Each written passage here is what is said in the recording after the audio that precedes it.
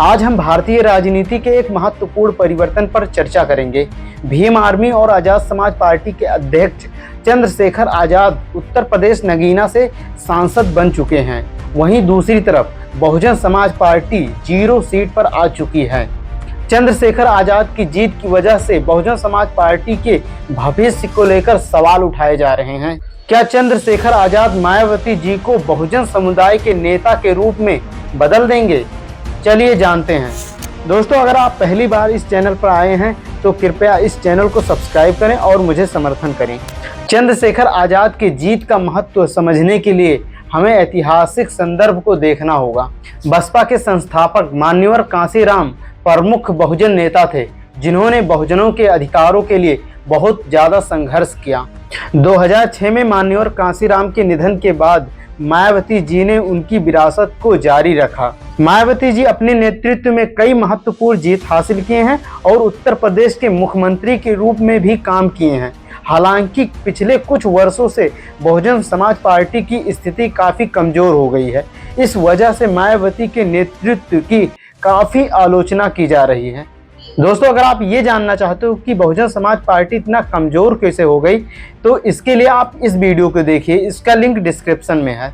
Bahujan Samaj party की स्थापना सन 1984 में मान्यवर कांशीराम जी किए थे, जिसका मकसद था कि दलित, पिछड़ों और अल्पसंख्यकों को राजनीतिक शक्ति प्रदान करना। मान्यवर कांशीराम की उत्तराधिकारी मायावती जी बनी और वह 4 बार उत्तर प्रदेश की मुख्यमंत्री रही। उन्होंने अपने शासन में दलित, पिछड़ों और आदिवासियों के हित के लिए कई महत्वपूर्ण कदम उठाए, लेकिन मायावती जी के नेतृत्व की काफ़ी आलोचना हुई। उनके फैसले और पार्टी की रणनीतियों को लेकर कई सवाल उठाए गए और विपक्ष के द्वारा उनको काफ़ी बदनाम भी किया गया, जिसकी वजह से बसपा का जनाधार धीरे धीरे नीचे गिरता गया। अब जानते हैं दोस्तों, चंद्रशेखर आजाद का उदय कैसे हुआ। चंद्रशेखर आजाद का नाम सबसे पहले भीम आर्मी के संस्थापक के रूप में 2015 में सामने आया था। भीम आर्मी एक सामाजिक संगठन है जिसका मकसद था दलित, आदिवासियों और कमजोरों के बच्चों को शिक्षित करना और उन्हें न्याय दिलाना। उन्होंने 2015 में भीम आर्मी की स्थापना की थी और दलित समुदाय के एक मजबूत नेता बनकर उभरे। उन्होंने 2020 में आजाद समाज पार्टी की स्थापना की और अपने संघर्ष को राजनीतिक मंच पर लाने का काम किया और 2024 के लोकसभा चुनाव में उत्तर प्रदेश नगीना से उन्हें भारी मार्जिन से जीत हासिल हुआ है और यह जीत उन्हें राष्ट्रीय पटल पर लाकर खड़ा कर दिया है।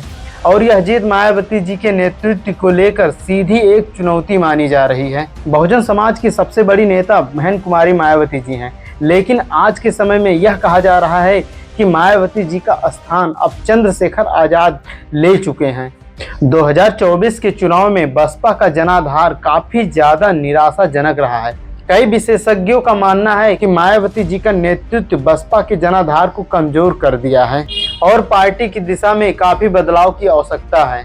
आगे का क्या भविष्य होगा चंद्रशेखर आजाद जी का और मायावती जी का, आइए जानते हैं। चंद्रशेखर आजाद की जीत मायावती जी के नेतृत्व के लिए काफ़ी चुनौती मानी जा रही है और अब यह देखना बाकी है कि वे बहुजन समुदाय के नेता के रूप में मायावती जी की जगह ले पाएंगे या नहीं।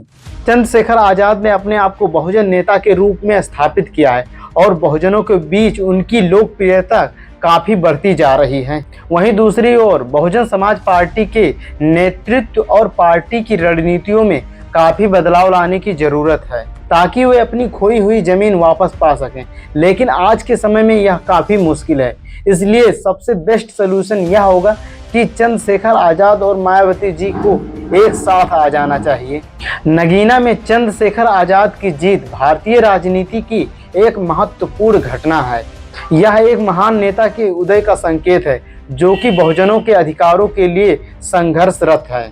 मायावती जी का पतन उनकी नेतृत्व की अप्रभाविकता और बहुजन समाज पार्टी के चुनावी प्रदर्शन का परिणाम है। अब दोस्तों, यह देखना बाकी है कि चंद्रशेखर आजाद बहुजन समाज के नेता के रूप में मायावती जी की जगह ले पाएंगे या नहीं। अब दोस्तों, समय ही बताएगा कि भारतीय राजनीति में इन दोनों नेताओं का भविष्य क्या होगा।